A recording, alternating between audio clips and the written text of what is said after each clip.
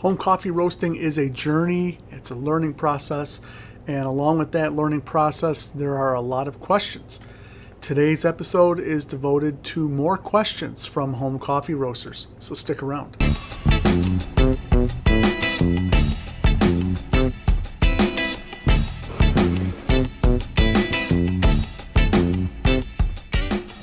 All right, thank you for joining me today and welcome to the Virtual Coffee Lab. I just finished a series with the Sweet Maria's popper, and because of that series, I realized that there are a lot of new home coffee roasters out there that are just dying to get information, learning how to roast great coffee.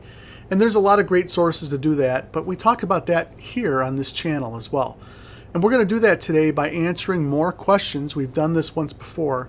Some of these are geared towards the seasoned roaster and some are geared towards the newbie. But I've got 5 questions here and let's get to it. All right, the first question is, I'm looking to get into coffee roasting. What is the best roaster for me that's going to give me a fighting chance? And that's a tough question to answer because there's so many different roasters on the market. But I'll make this simple for everybody because no matter what answer I give, there's going to be people that are going to complain. But if you're starting out in coffee roasting and you want a fighting chance to roast some great coffee, you need to be able to control your temperatures. 2 roasters for under $100, and that's my primary criteria. 2 roasters for under $100 are going to be the popper from Sweet Maria's, that's an air roaster, and then the Hive roaster, which is a handheld manual roaster that you would hold over a flame. And let me tell you why each of those is a great option. First, the popper. The popper gives you the ability to control your temperatures. It has a chaff collector. It has different air settings, 2 different air settings, low and high, although most of the time you'll probably use the high setting. And it basically allows you to see the coffee while you're roasting, and it can let you roast a really great coffee profile, any profile you want, because you're controlling temperatures over time. So I would highly recommend the popper. It's basically a big step up from a hot air popcorn popper, and it's $89, so you can't go wrong there. The Hive roaster is something that you would it roasts best using a flame. So like a kitchen stove or a campfire or something to that, or even a portable camping stove works great. A lot of people, they have to roast outside because of smoke or the smell. But truthfully, with both the popper and the Hive, I roasted both of those in my house without a fan on, and I didn't have a smoke issue. I'm not roasting really dark though. If you roast into the darker notes, the darker colors, temperatures, you're going to have more smoke. But the Hive roaster is going to give you an even roast. It's going to let you have complete control over the temperature based on the height that you're going to raise or lower over the flame. And the Hive does come with an option to have a built-in probe with a thermometer so you can monitor your temperatures. That's the Hive product that I have. I've had great experience with it, and I would highly recommend it. So those are the 2 roasters I would recommend. If I didn't mention your roaster and it's under $100, send me a message, share in the comments why you think it's the best choice. I'd love to be able to read those comments. All right, the second question is, what is charge temperature? What do you mean by charge temperature? And charge temperature is basically the temperature of the roasting environment when the beans go into your roaster. If you're using an air roaster and you're literally turning on the roaster, your charge temperature is basically room temperature. I just mentioned the popper a minute ago. That's an air roaster. That popper increased in temperature 200 degrees in a minute. So, is charge temperature important for you to know about if you're using an air roaster? Probably not. But your time from charge to the end of dry phase is important. So charge temperature isn't just a temperature that you might want to know about. It's also an event that you track. It's the beginning event that starts the coffee roasting process that's included in charting your times and temperatures so that you know what's happening to your beans as heat is being applied to them. Our coffee beans are changing when heat is applied. Moisture is leaving the bean, it's drying out, and we go through these different stages or different phases of coffee roasting intentionally with purpose because we want to craft some great coffee. I've got videos that talk all about that. You can check them out. The essential Home Roasters Essential playlist is one that is a great place to start. You can also watch my popper series because I talk about temperatures. I talk about what's happening to the beans. You get to see that visually. Those are a couple good places to start. And I also did a video on why the charge temperature is so important. I'll put a link to that up here as well. Charge temperature is a big deal. It is very important, especially for those people that are roasting with a drum roaster, because it is basically a choice you're going to make that's going to influence the rest of your roast. Let's get to the third question, which is, isn't the only important event first crack? Well, no, it's not the only important event. It's really interesting. I do a lot of reading online, and it just seems like everybody's goal is first crack. First crack's important. I mean, it is probably one of the more notable events because it makes noise, and it signifies the last phase, the beginning of the last phase, which is this development phase. So first crack is important, but it's not the only event that's important. And I want to kind of come back to what I said just a minute ago about the charge temperature. Some people think charge temperature is insignificant, but it's an event. And so all of our events are important, and all of our events need to be written down, times, temperatures, if you're reading temperature, so that you can figure out what's happening with your coffee.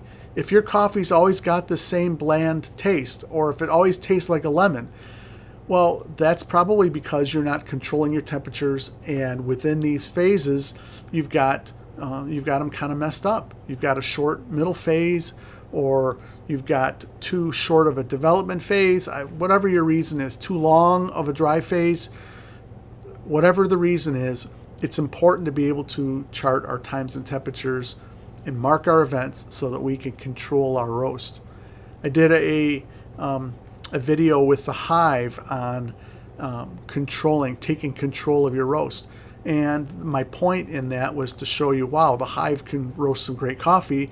But my other point was to show you that you have the ability to control what happens to the coffee, and ultimately not just what happens to it in its color and in its times with first crack and all of that, but what you're doing with the flavors. There's people that have written books on how to manipulate or modulate your flavor profile of the same coffee based on the temperatures and the times that you use.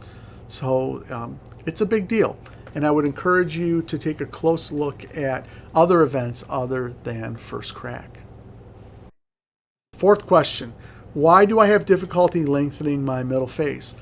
I've had that question a lot. People ask me, hey Mike, I've been learning a lot about the 3 phases of coffee roasting. This middle phase always seems to go quick for me, and I don't understand why. The most likely reason is because you have so much momentum, so much energy built up that you've been racing and rushing towards the dry phase ending that you haven't anticipated backing off your temperatures or your heat so that you can transition to a slower middle phase. So we're trying to go through dry fairly quickly, moving along whatever our target time is for our dry end event. And then we want to take a percentage of that, however you're crafting that for your coffee. Let's just say it's 35%. You want to have 35% of your roast be this middle phase, but it ends up being 25% or 20%. And the reason why is you're flying through the middle phase because you've got so much energy from the dry phase. So you should slow your temperature increases down to lengthen your brown phase. Okay, hope that made sense. All right, and the last question. I want to share my coffee with friends that are new to specialty coffee. What coffee should I start with? I get this question all the time. I had one person that said, all of my friends drink bold coffee or dark coffee. They don't know anything else. And I'm not quite sure. I'm trying to convince them to drink this Ethiopian fruity coffee, and they don't like it or they don't understand it. The best thing that you can do is start with a coffee for everybody. Boy, that sounds familiar. That was the motto of my friend's roastery, his cafe. It's Sabbath Coffee, Trevor Graham. Their motto is a coffee for everybody. And they've got some great coffees. They've got some great African coffees. They have some great South American coffees and so on. But they have one coffee in particular that they roast that is a coffee that everybody's going to like. And that's because it's not a fruit bomb, and it's not a coffee that's so dark that it tastes like you're drinking an ashtray. It's a coffee that is well developed, that's got some great flavor notes in it, but will be liked by everybody. And so my suggestion would be you consider roasting a Central American coffee that, or a South American coffee that would have a lot of notes that would be towards the darker end of the spectrum, like chocolates, like caramels, things like that, and not so much, and nuts, rather than something more fruity, just to get somebody started. And don't roast it dark, roast it kind of a medium roast, and I think you'll find that most people will enjoy that, and they'll be interested because they'll be able to pick out some different flavor notes in the coffee, and they'll start to ask some questions, and then they'll say, wow, this tastes really good. I've never had coffee like this before. And that's because you roasted some great coffee that gets them to open their eyes but doesn't offend them or be completely different to something that they're used to. So that's just my opinion on that. I have had a lot of people that I've shared my coffee with that are they love drinking out of green straws, and that's okay, right? That's okay. But at the same time, they have some of my coffee and they really enjoy it. They compliment it all the time, and whenever I'm roasting, they ask if I have any extra coffee. So yeah, I think that we can turn people on to specialty coffee, but we need to do it in a way that kind of exposes them to a similar coffee that is like a Central American coffee that isn't a fruit bomb. I hope these questions have been helpful for you in my answers. There are a lot more. There'll be other question and answer videos down the road. I like to pop these in here and there, but you should take a look at my different videos in the comment section below, because it's not just a bunch of, hey, I agree, I don't agree, or whatever. It's not just a bunch of little chit chat. They're intentional discussions that have some great content, great questions, some really good answers, and I'm not the only one providing those answers. Others in the community have been answering some of those questions as well. But it's a great place to learn about coffee roasting, and you can compare your experiences and start to experiment and modify how you're roasting to become a better roaster.